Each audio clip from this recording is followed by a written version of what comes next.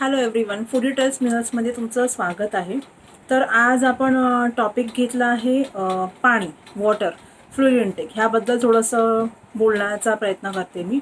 Okay, तर पाण्याचा शरीराला लागणारी आवश्यकता, प्रत्येकाच्या शरीराला जी पाण्याची आवश्यकता असते ती दर माणसामागे वेगवेगळी असते. कोणी ॲथलीट्स आहेत, कोणी जिमिंग पर्सन आहेत, कोणी पेशंट्स आहेत. सो प्रत्येक ही कंडिशन तुम्ही बघायला गेलात तर त्याचं शरीराचं काम वेगळं आहे, काम करण्याची ॲक्टिव्हिटी लेवल वेगळी आहे. सो प्रत्येकाला लागणारी पाण्याची फ्लुइडची रिक्वायरमेंटसुद्धा वेगवेगळी असणार आहे. जसं मी म्हटलं पेशंट्स आहेत, तर पेशंट्स हॉस्पिटल क्लिनिकल सेटअपमध्ये आपण जेव्हा बघतो किडनी पेशंट्स असतात, लिव्हर पेशंट्स असतात, हार्ट पेशंट्स असतात, लंग्स फुफ्फुसांचे विकार असलेले पेशंट्स असतात. अशा ह्या जनरल कंडिशन्समध्ये पाण्याचं एक लिमिटेशन असतं. का लिमिट असतं? काही कारणास्तव त्यांची जे ऑर्गन आहेत, जी मी नावं घेतली, किडनी, हार्ट, लिव्हर, फुफ्फुस, यांना काही कारणामुळे व्याधी असतील, प्रॉब्लेम असतील, तर त्यांचं जे रेग्युलर काम आहे ते करू शकत नसतील, तर तिथे स्वेलिंग होते, सूज चढते अंगाला, पोटामध्ये वगैरे पाण्याचे थर तयार होतात. त्याला असायटिस म्हणतात मेडिकल कंडिशन्समध्ये. तर ह्या क्लिनिकल मेडिकल कंडिशन्समध्ये पाण्याचं आपल्याला प्रचंड लिमिट असतं.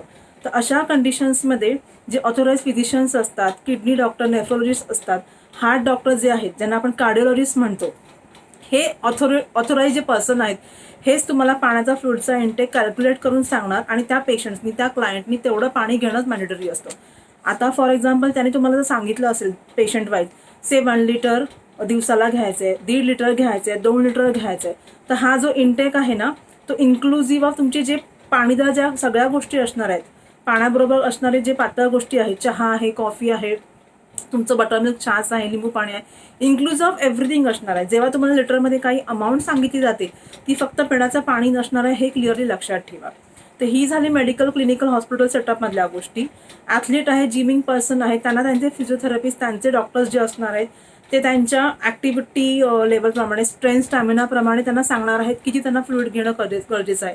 जर त्यांना पुढे 2 तास काही ॲक्टिव्हिटी असेल, रनिंग असेल किंवा हेवी एक्सरसाइज करणार असतील, तर त्यांना सुरुवातीला ना कार्बोहायड्रेट लोड वगैरे असतो. म्हणजे आपण म्हणतो ना, प्रॉपरली कर्बोदकांचा लोड असलेलं काहीतरी लिक्विड घ्यावं लागतं, जेणेकरून ती पुढे 2 तास जी त्यांना ॲक्टिव्हिटी करायची आहे त्यासाठी त्यांना प्रॉपर एनर्जी मिळते. तर हे सगळे कॅल्क्युलेशन्स असतात.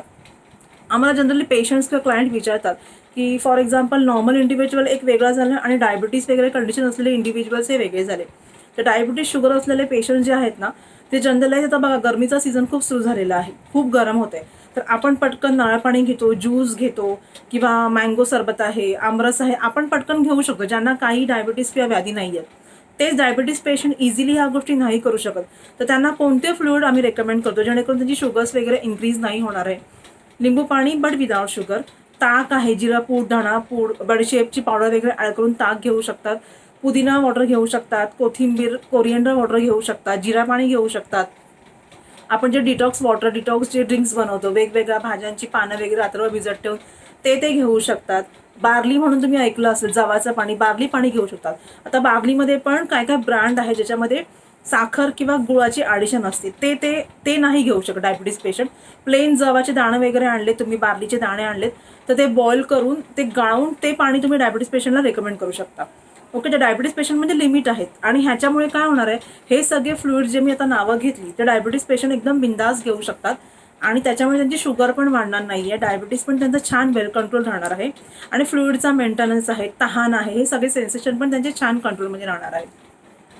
आता बाकी जे इंडिव्हिज्युअल आहेत ते डायबिटीज पेशंटसाठी ज्या गोष्टी नाही बोलले ते बाकी इंडिव्हिज्युअल एकदम नॉर्मल लेवलला घेऊ शकतात. तरीसुद्धा ट्राय करा की शक्यतो जी पाणीदार फळं आहेत, कलिंगड आहे, खरबूज आहे, मॅशमेलन, खरबूज किंवा टरबूज म्हणतात, काकडी आहे, टोमॅटो आहे, अशी जी नॅचरल फळं आहेत किंवा स्ट्रॉबेरीचा सीझन असेल, हे जे नॅचरल गोष्टी आहेत ह्यांच्यावर भर जास्त ठेवा. जर पॅकेटवाले ज्यूस, पॅकेटवाले कोल्ड्रिंक जर घेत असाल तर शक्यतो कुठे ना कुठे काय होतंय, तुम्ही अननेसेसरी ज्या फालतू चुकीच्या कॅलरी आहेत त्या शरीरात लोड करतात.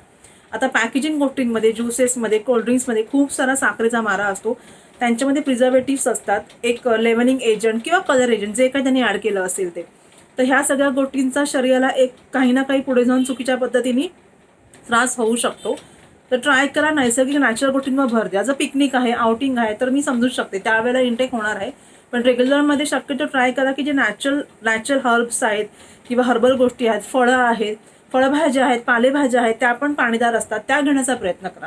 आता हे करताना सुद्धा फळं वगैरे काही लोक कट करून घेतात, फळांचे बोल घेतात, फ्रूट प्लॅटर्स वगैरे घेतात. तर हे सगळं घेताना ह्याच्यामध्ये खूप सारं वरतून काही लोकांना सवय असते आईस्क्रीम ऍड केलं किंवा कस्टर्ड ऍड केलं किंवा वरतून खूप साऱ्या पावडर्सची ॲडिशन केली.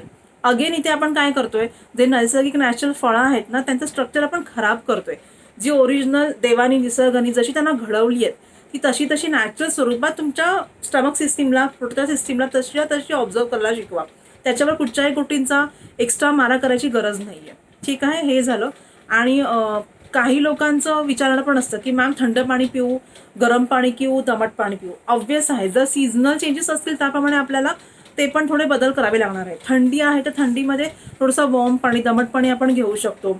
तेच गरम होत आहे तर थोडं माठाचं पाणी वगैरे आहे, काही ना काही तुम्ही ऍड करताय, जिरं, बडीशेप किंवा खडीसाखर वगैरे घातलेलं पाणी हे घेऊ शकता.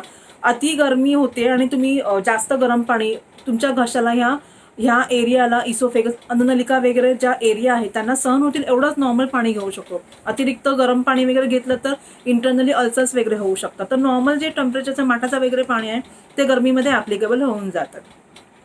हे झालं रेग्युलर गोष्टींसाठी. आता पाण्याचा ओव्हरलोड जर झाला समजा इन केस, आणि तो क्लायंट किंवा तो पेशंट जर किडनी कंडिशन्स किंवा अदर कुठच्या हार्ट कंडिशन्स संबंधी व्याधींनी वाजलेला असेल तर त्याला काय परिणाम होणार अति पाण्यामुळे.